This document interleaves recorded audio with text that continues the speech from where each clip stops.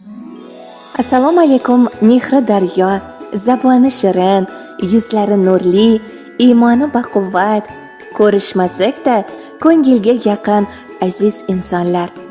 Kuningiz xayrli bo'lsin. Mana jonajon diyorimizga kumush qish fasli ham tashrif buyurdi. Kunlari qisqa, tunlari uzun. Go'zal qish. Ushbu faslda kechalarning uzayishi boshqa vaqtlarda qilolmagan solih amallarni bajarishimiz uchun qulay fursatlar oni. Oila a'zolarimiz bilan suhbatlashish, yaqinlar holidan xabar olish, kitob o'qish kabi imkoniyatlarni beradi.